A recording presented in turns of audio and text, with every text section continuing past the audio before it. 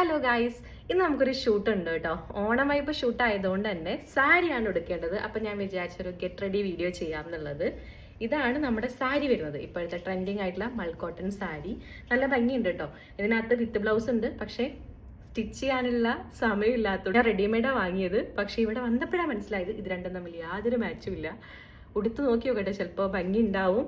അപ്പൊ നമുക്ക് എന്തായാലും റെഡി ആവാം.